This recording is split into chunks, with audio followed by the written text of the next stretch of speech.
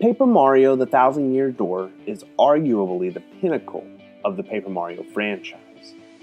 Mario is off to save Peach once again, but this time in a brand new world with hilarious new friends. What sets The Thousand Year Door apart is its clever story and Twitch-based RPG combat system. It also helped that the game's visual quality was very Pixar-esque. Paper Mario: The Thousand Year Door is one of the must-own titles on GameCube. There are very few games that are as visually striking as Beautiful Joe. The game is a 2D, cel-shaded beat-em-up from the legendary developer Hideki Kamiya. When Joe's girlfriend is kidnapped, Joe is granted the ability to become a Japanese-esque superhero. As striking as the visuals were, it was the crisp combat and the manipulation of speed, both slow and fast, that really made Beautiful Joe special. It is one of the best games in the GameCube library.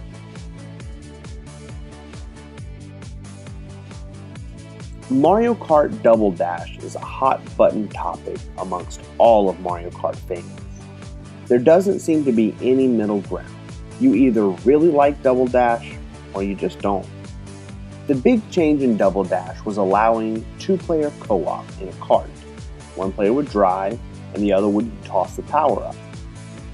Along with this, you had the first ever double question block, giving you 2 items when you ran through it.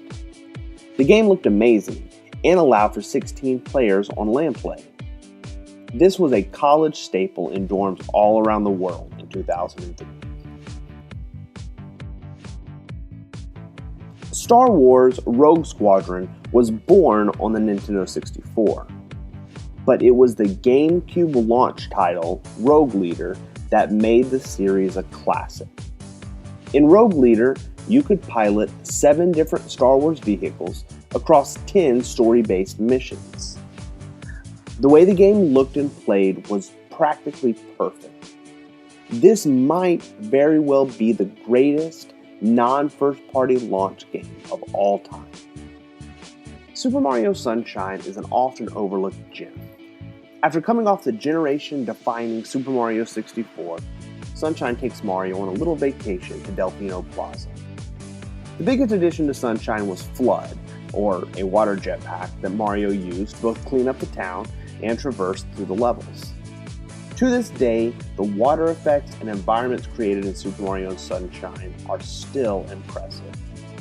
While it may not be the instant classic that Super Mario 64 was, Super Mario Sunshine is a bright spot in the GameCube life. Animal Crossing took the Nintendo world by storm. The game consists of the player moving into a town, pulling weeds, buying furniture, and paying off debt. This sounds awful, right? It's just real life. But it was the charm of Animal Crossing that won fans over from all ages. Grown gamers to this day are still collecting bugs and shaking trees.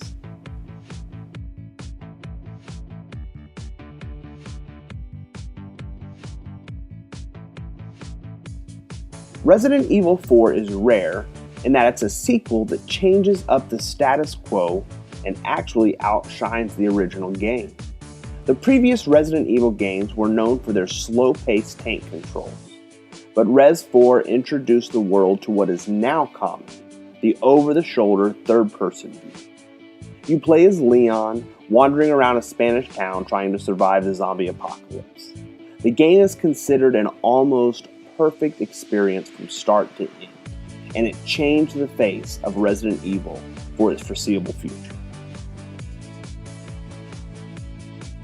Super Smash Bros. Melee was the sequel to the original Smash Bros. Game released on the N64. While the first game is a classic for what it started, it was Melee that made the series a household name. Super Smash Bros. Melee improved in every possible way. The game added an intricate single-player mode, more multiplayer options, and now a roster of 25 characters. You could also play mini-games like Home Run Derby and collect tons of little Nintendo trophies. If you were in college during the early 2000s, this game was part of your after-class agenda. The game sold over 7 million copies and is still the best-selling GameCube game to date. There is not enough time to really express just how amazing Metroid Prime was. Retro Studios was given complete control of bringing Metroid to life on the GameCube. To this point, Metroid was known as a 2D side-scrolling game. But Prime finally brought Metroid into the world of 3D. Metroid Prime was considered a first-person adventure game, where players would explore and battle their way through breathtaking landscapes all in first person.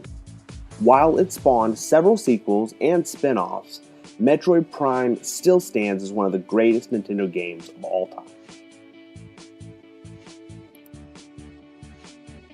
At Space World 2000, Nintendo premiered the GameCube, along with a demo of Link fighting Ganondorf, which looked like a much more polished version of Ocarina of Time.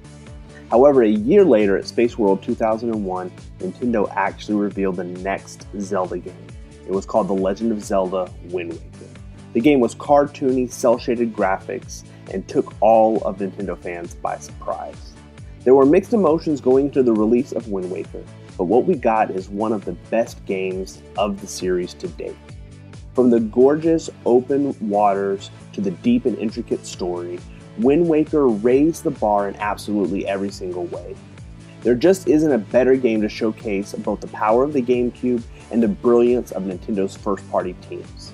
The Legend of Zelda: Wind Waker is a true masterpiece.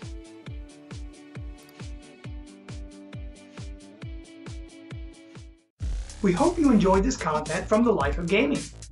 If you like what you saw, be sure to subscribe down below. You can also catch our weekly podcast every Sunday on iTunes, SoundCloud, and the Google Play Store. You can find us on Twitter @LifeGamingPod and on Facebook. Until next time, we are out.